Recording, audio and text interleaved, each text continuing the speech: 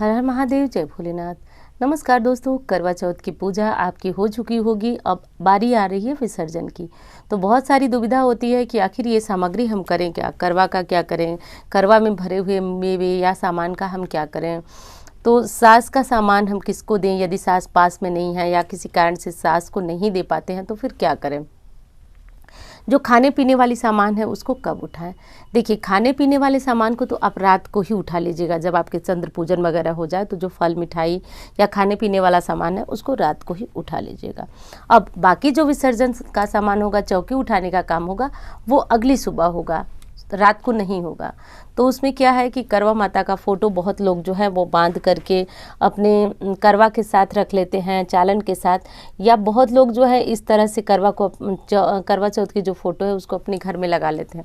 तो ठीक है, जो दिखे आपको, जो समझ में आए वो कर लीजिएगा। फ़ोटो तो रखा ही रहता है।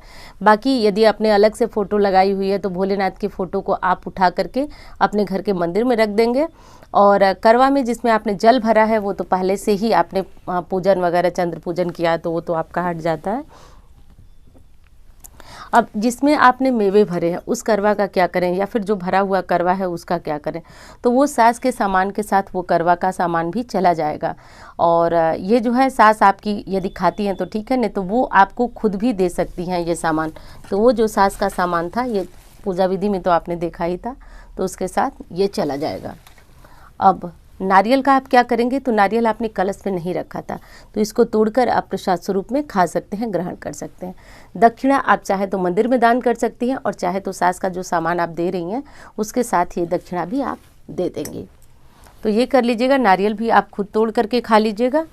और ये बचे हुए जो चावल हैं उन चावलों को आप जो है वो दान करिए, पक्षियों को डालिए, जो भी करना चाहे आप कर सकते हैं। इस तरह से कर लीजिएगा।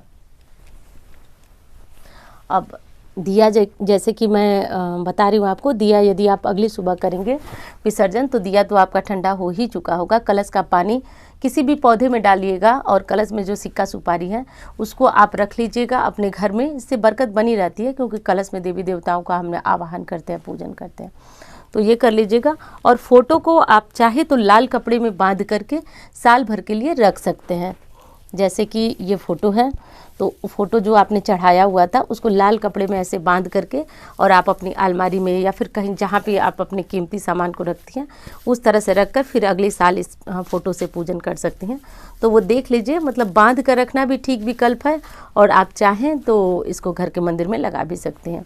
तो ये कर लीजिएगा। और ये जो है सामग्री यानी कि जो फूल माला है, यदि आपने अलग से गौरी गणेश बनाया हुआ था तो उस गौरी गणेश का भी विसर्जन किया जाता है, लेकिन अभी नहीं। अभी उसे जो है आप ऐसे ही छोड़ दीजिए कुछ 10-15 दिन। इसके बाद ऐसे का मतलब कि पूजा स्थान से हटाकर कहीं पवित्र जगह पे रख दीजिएगा। और फूल माला वगैरह जब अगली सुबह आप जाएं या फिर कोई घर में जाने वाला है तो फूल माला इत्यादि विसर्जन करा दीजिएगा। तो बस ये साधारण सी विसर्जन की विधि थी। मुख्य यही बताना था कि करवे का सामान क्या होगा। तो ये सारी चीज़ें आप समझ गए। और विसर्जन की विधि आपको कैसी लगी ये बताइएगा ज़रूर। अच्छी लगती है तो लाइक करें, चैनल को सब्सक्राइब ज़रूर कर लें। तो चलिए दोस्तों किसी भी स्थिति में रात में पूजा का सामान आपको नहीं उठाना है। रात में ना तो पूजा की चौकी उठानी है। बहुत ज़्यादा समस्या है, जगह की दिक्कत है, किसी भी स्थिति में है तो रात में पूजा का सामान कदापि मत हटाइएगा।